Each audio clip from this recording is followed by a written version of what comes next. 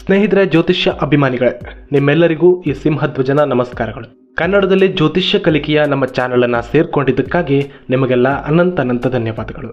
ಜ್ಯೋತಿಷಿಯಿಂದ ಅಥವಾ ಜ್ಯೋತಿಷ್ಯದಿಂದ ಯಾವುದೇ ರೀತಿಯಲ್ಲಿ ನೀವು ಯಾವತ್ತೂ ಮೋಸಕ್ಕೊಳಗಾಗದೇ ಇರೋ ಹಾಗೆ, ಸಾಮಾನ್ಯ ತಿಳುವಳಿಕೆ ಬರೋ ಹಾಗೆ ಜ್ಯೋತಿಷ್ಯ ಕಲಿಕೆಯನ್ನು ನಮ್ಮ ಚಾನಲ್ನಲ್ಲಿ ನೀವು ಪಡೆಯಬಹುದು.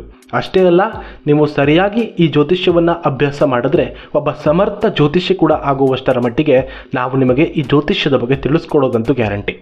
ಹಿಂದಿನ ವಿಡಿಯೋದಲ್ಲಿ ರಾಶಿ ಹಾಗೂ ನಕ್ಷತ್ರಗಳ ಹೆಸರನ್ನು ಹಾಗೂ ವಾರಗಳನ್ನು ತಿಳಿದುಕೊಂಡಿದ್ರಿ.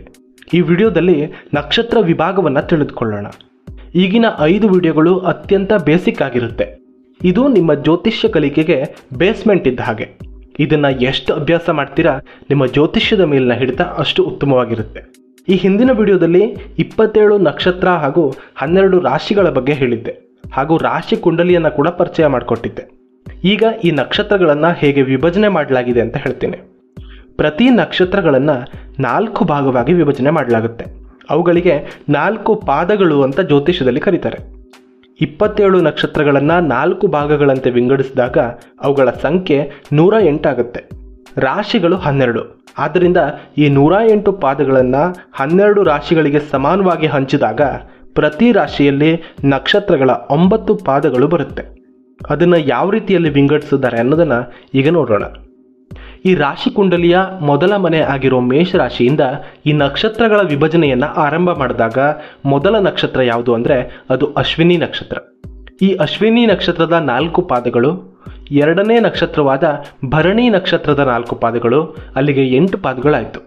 ಅನಂತರ ಮೂರನೇ ನಕ್ಷತ್ರವಾದ ಕೃತಿಕಾ ನಕ್ಷತ್ರದ ಮೊದಲ 1 ಪಾದವನ್ನು ಮೇಷರಾಶಿಗೆ ನೀಡಲಾಗಿದೆ. ಹೀಗಾಗಿ ಈ 9 ನಕ್ಷತ್ರದ ಪಾದಗಳು ಅಂದರೆ ಈ ನಕ್ಷತ್ರ ಪಾದಗಳು 9 ಆಗುತ್ತೆ. ಅವು ಮೇಷ ರಾಶಿಗೆ ಸೇರುತ್ತೆ. ಯಾವುದಾದ್ರೂ ವ್ಯಕ್ತಿಯ ರಾಶಿ ಯಾವುದು ಅಂತ ತಿಳಿದುಕೊಳ್ಳುವಾಗ ಆ ವ್ಯಕ್ತಿಯ ರಾಶಿ ಮೇಷರಾಶಿ ಆಗಿದ್ದರೆ ಆತನ ಜನ್ಮ ನಕ್ಷತ್ರ ಈ 3 ನಕ್ಷತ್ರಗಳಲ್ಲಿ ಒಂದಾಗಿರಲೇಬೇಕು. ಅವನು ಅಶ್ವಿನಿ ನಕ್ಷತ್ರದಲ್ಲಾಗಲಿ ಅಥವಾ ಭರಣಿ ನಕ್ಷತ್ರದಲ್ಲಾಗಲಿ ಅಥವಾ ಕೃತಿಕಾ ನಕ್ಷತ್ರದ ಮೊದಲ ಪಾದದಲ್ಲಾಗಲಿ ಜನಿಸಿರಬೇಕಾಗುತ್ತೆ. ಇದನ್ನು ಬಿಟ್ಟು ಆತನದು ಮೇಷರಾಶಿಯಲ್ಲಿ ಇನ್ನು ಯಾವುದೇ ನಕ್ಷತ್ರ ಬರದೇ ಇರೋ ಕಾರಣ ಈ ರಾಶಿಯಲ್ಲಿ ಜನಿಸಿದವರ ನಕ್ಷತ್ರ ಈ 3ರಲ್ಲಿ ಯಾವುದೋ ಒಂದಾಗಿರುತ್ತೆ. ಇನ್ನು ವೃಷಭ ರಾಶಿ, ಈ ರಾಶಿಗೂ ಅಷ್ಟೇ 9 ಪಾದಗಳು. ಮೇಷರಾಶಿಯಲ್ಲಿ ಈ ಕೃತಿಕಾ ನಕ್ಷತ್ರದ ಮೊದಲ 1 ಪಾದವನ್ನು ಅಲ್ಲಿ ಸೇರ್ಕೊಂಡಿದೆ. ಉಳಿದ 3 ಪಾದಗಳು ಈ ಕೃತಿಕಾ ನಕ್ಷತ್ರದ 2ನೇ ಪಾದ, 3ನೇ ಪಾದ ಮತ್ತು ಕೊನೆಯ 4ನೇ ಪಾದ ಇದು ವೃಷಭ ರಾಶಿಗೆ ಸೇರುತ್ತೆ. ಇದರ ನಂತರ ರೋಹಿಣಿ ನಕ್ಷತ್ರದ ಒಟ್ಟು ಪಾದಗಳು ಅಂದರೆ 4 ಪಾದಗಳು ಕೂಡ ಇದೇ ವೃಷಭ ರಾಶಿಗೆ ಸೇರುತ್ತೆ. 3 + 4 ಪಾದಗಳು ಒಟ್ಟು 7 ಪಾದಗಳಾಯಿತು. ಇನ್ನು ಉಳಿದ 2 ಪಾದಗಳನ್ನು ಮೃಗಶಿರ ನಕ್ಷತ್ರದ ಮೊದಲ ಹಾಗೂ 2ನೇ ಪಾದಗಳು ಕೂಡ ಇದೇ ವೃಷಭ ರಾಶಿಗೆ ಸೇರುತ್ತೆ. ಅರ್ಥವಾಯ್ತಲ್ಲ ಹೇಗೆ ಅಂತ? ಇದೇ ರೀತಿ ಮಿಥುನ ರಾಶಿ, ಮೃಗಶಿರ ನಕ್ಷತ್ರದ 3ನೇ ಮತ್ತು 4ನೇ ಪಾದ, ಆರಿದ್ರ ನಕ್ಷತ್ರದ ಒಟ್ಟು 4 ಪಾದಗಳು ಮತ್ತು ಪುನರ್ವಸು ನಕ್ಷತ್ರದ 1, 2, 3 ಪಾದಗಳು ಒಟ್ಟು 9 ಪಾದಗಳು ಈ ಮಿಥುನ ರಾಶಿಗೆ ಸೇರುತ್ತೆ. ಕರ್ಕಾಟಕ ರಾಶಿ, ಪುನರ್ವಸು ನಕ್ಷತ್ರದ ಕೊನೆಯ 4ನೇ ಪಾದ, ಪುಷ್ಯ ನಕ್ಷತ್ರದ ಒಟ್ಟು 4 ಪಾದಗಳು ಮತ್ತು ಆಶ್ಲೇಷ ನಕ್ಷತ್ರದ ಅಷ್ಟು ಪಾದಗಳು ಕರ್ಕಾಟಕ ರಾಶಿಗೆ ಸೇರುತ್ತೆ. ನಂತರ ಸಿಂಹರಾಶಿ, ಇಲ್ಲೂ ಕೂಡ ಅಷ್ಟೇ ಮಖ ನಕ್ಷತ್ರದ ಮೊದಲನೆಯ ಪಾದ, 2ನೇ ಪಾದ, 3ನೇ ಪಾದ ಮತ್ತು 4ನೇ ಪಾದ, ಅನಂತರ ಪುಬ್ಬ ನಕ್ಷತ್ರದ ಒಟ್ಟು 4 ಪಾದಗಳು ಮತ್ತು ಉತ್ತರ ನಕ್ಷತ್ರದ ಮೊದಲ ಪಾದ. ಹೀಗಾಗಿ 9 ಆಯಿತು. ಇದೇ ರೀತಿ ಪ್ರತಿ ರಾಶಿಗೂ ವಿಭಜನೆ ಮಾಡ್ತಾ ಹೋದರೆ ಸುಲಭವಾಗಿ ಇದನ್ನು ಅರ್ಥ ಮಾಡ್ಕೋಬಹುದು. ಉಳಿದ ಎಲ್ಲ ರಾಶಿಗಳಲ್ಲಿ ಯಾವ್ಯಾವ ನಕ್ಷತ್ರದ ಪಾದಗಳು ಬರುತ್ತೆ ಅನ್ನೋದನ್ನು ನೀವು ಈ ಸ್ಕ್ರೀನ್ ಮೇಲೆ ನೋಡ್ಬೋದು. ಇದನ್ನು ಒಂದು ಕಡೆ ಬರೆದುಕೊಳ್ಳಿ ಅಥವಾ ಸ್ಕ್ರೀನ್ಶಾಟ್ ಕೂಡ ತೆಗೆದಿಟ್ಕೋಬೋದು. ಇದನ್ನು ನೀವು ಕರೆಕ್ಟಾಗಿ ಅಭ್ಯಾಸ ಮಾಡಿದ್ರಿ ಅಂದರೆ ಯಾರಾದರೂ ನಿಮಗೆ ಅವರ ಜನ್ಮ ನಕ್ಷತ್ರ ಹೇಳಿದ್ರೆ ಸಾಕು, ನಿಮಗೆ ಅವರು ಇದೇ ರಾಶಿಯಲ್ಲಿ ಜನಿಸಿದ್ದಾರೆ ಅಂತ ಅರ್ಥ ಆಗಿಬಿಡುತ್ತೆ. ಅಂದಹಾಗೆ ಯಾರದ್ದಾದರೂ ಜನ್ಮ ನಕ್ಷತ್ರ ಶತಭಿಷ ಅಂದ್ಕೊಳ್ಳೋಣ, ಅದೆಲ್ಲ ಬರುತ್ತೆ? ಕುಂಭರಾಶಿಯಲ್ಲಿ ಬರುತ್ತೆ. ಇವರದ್ದು ಕುಂಭರಾಶಿ.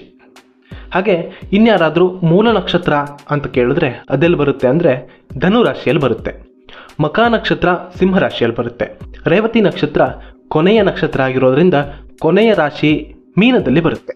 ಕೇವಲ ರಾಶಿ ಮತ್ತು ನಕ್ಷತ್ರಗಳ ಆಧಾರದ ಮೇಲೆ ಆ ವ್ಯಕ್ತಿಯ ಸಾಮಾನ್ಯ ಲಕ್ಷಣಗಳನ್ನು ಕೂಡ ತಿಳಿದುಕೋಬಹುದು. ಅದು ಹೇಗೆ ಅನ್ನೋದು ನಿಮಗೆ ಮುಂದೆ ಹೋಗ್ತಾ ಅರ್ಥವಾಗುತ್ತೆ. ಈಗ ಈ ನಕ್ಷತ್ರಗಳ ಬಗ್ಗೆ ಇನ್ನೊಂದು ಸ್ವಲ್ಪ ತಿಳ್ಕೊಳ್ಳೋಣ. ಅದೇನು ಅಂದರೆ ಪ್ರತಿ ನಕ್ಷತ್ರಕ್ಕೆ ಒಂದೊಂದು ಗ್ರಹಗಳು ಅದನ್ನು ರೂಲ್ ಮಾಡುತ್ತೆ. ಹೇಗೆ ಒಂದೊಂದು ರಾಶಿಯನ್ನು ಒಂದೊಂದು ಗ್ರಹಗಳಿಗೆ ನೀಡಲಾಗಿದೆ, ಅದೇ ರೀತಿ ನಕ್ಷತ್ರಗಳು ಕೂಡ ಗ್ರಹಗಳ ಅಧಿಪತ್ಯವನ್ನು ಕೊಡಲಾಗಿದೆ. ಮೊದಲಿಗೆ ನವಗ್ರಹಗಳನ್ನು ಕೂಡ ಬರೆದುಕೊಳ್ಳೋಣ. ಅಲ್ಲಿ ರಾಶಿ ಕುಂಡಲಿಯಲ್ಲಿ ಕೇವಲ ಸೂರ್ಯ, ಚಂದ್ರ, ಕುಜ, ಬುಧ, ಗುರು, ಶುಕ್ರ, ಶನಿ ಈ 7 ಗ್ರಹಗಳಿಗೆ ಮಾತ್ರ ಮನೆಯನ್ನು ಕೊಡಲಾಗಿತ್ತು. ಆದರೆ ಈ ನಕ್ಷತ್ರಗಳಿಗೆ ಹಾಗೆ ಮಾಡಲಿಲ್ಲ. 9 ಗ್ರಹಗಳಿಗೂ ಕೂಡ ನಕ್ಷತ್ರಗಳನ್ನು ಕೊಡಲಾಗಿದೆ. ಈ 9 ಗ್ರಹಗಳಿಗೂ ಕೂಡ ಈ ನಕ್ಷತ್ರಗಳನ್ನು ಕೊಡಲಾಗಿದೆ. ಮೊದಲನೇದು ಅಶ್ವಿನಿ, ಮಖ, ಮೂಲ ನಕ್ಷತ್ರಗಳು ಕೇತುವಿಗೆ ಬರುತ್ತೆ. ಭರಣಿ, ಪೂರ್ವ ಫಾಲ್ಗುಣಿ, ಪೂರ್ವಾಷಾಢ ನಕ್ಷತ್ರಗಳು ಶುಕ್ರನಿಗೆ. ಕೃತಿಕಾ, ಉತ್ತರ ಫಾಲ್ಗುಣಿ, ಉತ್ತರಾಷಾಢ ಸೂರ್ಯನಿಗೆ. ರೋಹಿಣಿ, ಹಸ್ತ, ಶ್ರವಣ ನಕ್ಷತ್ರಗಳನ್ನು ಚಂದ್ರನಿಗೆ. ಮೃಗಶಿರ, ಚಿತ್ತ ಮತ್ತು ಧನಿಷ್ಠ ಇವು ಕುಜ ಅಂದರೆ ಮಂಗಳನಿಗೆ. ಆರಿದ್ರ, ಸ್ವಾತಿ, ಶತಭಿಷ ಈ 3 ನಕ್ಷತ್ರಗಳನ್ನು ರಾಹುವಿಗೆ ನೀಡಲಾಗಿದೆ. ಪುನರ್ವಸು, ವಿಶಾಖ, ಪೂರ್ವಭಾದ್ರ ಈ ನಕ್ಷತ್ರಗಳನ್ನು ಗುರುವಿಗೆ ನೀಡಲಾಗಿದೆ. ಪುಷ್ಯಮಿ, ಅನುರಾಧ, ಉತ್ತರಾಭಾದ್ರ ಈ 3 ನಕ್ಷತ್ರಗಳು ಶನಿಗೆ. ಆಶ್ಲೇಷ, ಜ್ಯೇಷ್ಠ, ರೇವತಿ ಈ 3 ನಕ್ಷತ್ರಗಳು ಬುಧನಿಗೆ ನೀಡಲಾಗಿದೆ. ಹೀಗೆ 27 ನಕ್ಷತ್ರಗಳನ್ನು 9 ಗ್ರಹಗಳಿಗೆ ಅಂದರೆ 27/9 ಅಂದರೆ 3ರಂತೆ ಸಮಾನವಾಗಿ ವಿಭಜನೆ ಮಾಡಲಾಗಿದೆ. ಇಷ್ಟು ತಿಳಿದುಕೊಂಡ ಮೇಲೆ ನಿಮಗೆ ದಶೆಗಳನ್ನು ಕೂಡ ತಿಳಿದುಕೊಳ್ಳೋದು ಸುಲಭವಾಗುತ್ತೆ. ಈ ದಶೆ ಯಾವ ರೀತಿಯಲ್ಲಿ ತಿಳಿದುಕೋಬೇಕು ಅನ್ನೋದನ್ನು ಮುಂದಿನ ವಿಡಿಯೋದಲ್ಲಿ ಹೇಳ್ತೀನಿ. ಆದರೆ ಆ ದಶ ಎಷ್ಟು ವರ್ಷಗಳ ಕಾಲ ನಡೆಯುತ್ತೆ ಅನ್ನೋದನ್ನು ಈಗ ಹೇಳ್ತೀನಿ ನೋಡಿ. ಮೊದಲನೇದಾಗಿ ಕೇತು. ನಾನು ಇಲ್ಲಿ ಸೂರ್ಯನಿಂದ ಪ್ರಾರಂಭ ಮಾಡಲಿಲ್ಲ, ಕೇತುವಿಂದ ಪ್ರಾರಂಭ ಮಾಡಿದ್ದೀನಿ. ಅದು ಯಾಕೆ ಅಂತ ಕೂಡ ಮುಂದಿನ ವಿಡಿಯೋದಲ್ಲೇ ಹೇಳ್ತೀನಿ. ಕೇತು, ಈ ಕೇತು ದಶ 7 ವರ್ಷಗಳ ಕಾಲ ನಡೆಯುತ್ತೆ. ಶುಕ್ರ ದಶ 20 ವರ್ಷಗಳ ಕಾಲ ನಡೆಯುತ್ತೆ. ಸೂರ್ಯನ ದಶಾ ಅವಧಿ 6 ವರ್ಷ ಇರುತ್ತೆ. ಇನ್ನು ಚಂದ್ರ ದಶಾ ಅವಧಿ 10 ವರ್ಷ ಇರುತ್ತೆ. ಕುಜ, ಮಂಗಳನ ದಶಾ ಅವಧಿ ಕೂಡ 7 ವರ್ಷಗಳ ಕಾಲ ಇರುತ್ತೆ. ರಾಹು ದಶೆ 18 ವರ್ಷಗಳ ಕಾಲ ನಡೆಯುತ್ತೆ. ಗುರು ದಶೆ 16 ವರ್ಷ ನಡೆಯುತ್ತೆ. ಶನಿ ದಶಾ ಅವಧಿ 19 ವರ್ಷ. ಕೊನೆಯದಾಗಿ ಬುಧ, ಈ ಬುಧನ ದಶಾ ಅವಧಿ 17 ವರ್ಷ. ಅತಿ ಹೆಚ್ಚು ವರ್ಷಗಳ ಕಾಲ ನಡೆಯೋ ದಶೆ ಅಂದರೆ ಅದು 20 ವರ್ಷದ ಶುಕ್ರ ದಶೆ ಮತ್ತು ಅತಿ ಕಡಿಮೆ ಅಂದರೆ ಸೂರ್ಯನ 6 ವರ್ಷಗಳ ದಶೆ. ಈ ಒಟ್ಟು ಗ್ರಹಗಳ ದಶಾ ಅವಧಿಯನ್ನು ಲೆಕ್ಕ ಹಾಕಿದರೆ 120 ವರ್ಷಗಳ ಕಾಲವಾಗುತ್ತೆ. ಅಂದರೆ ನಮ್ಮ ಹಿಂದಿನ ಋಷಿಮುನಿಗಳ ಮನುಷ್ಯರ ಜೀವಿತಾವಧಿ 120 ವರ್ಷಗಳ ಕಾಲ ಅಂತ ಲೆಕ್ಕ ಹಾಕಿದರು. ಇಷ್ಟು ವರ್ಷಗಳ ದಶಾ ಅವಧಿಯನ್ನು ಮನುಷ್ಯನ ಜೀವನದಲ್ಲಿ ಬರುತ್ತೆ ಅಂತ ಅವರು ಲೆಕ್ಕ ಹಾಕಿದರು. ಆದರೆ ಈಗ ಕಾಲ ಹಾಗಿಲ್ಲ. ಅಷ್ಟು ವರ್ಷಗಳ ಕಾಲ ಯಾರು ಈಗ ಬದುಕೋದು ತುಂಬ ಕಷ್ಟವಾಗಿದೆ.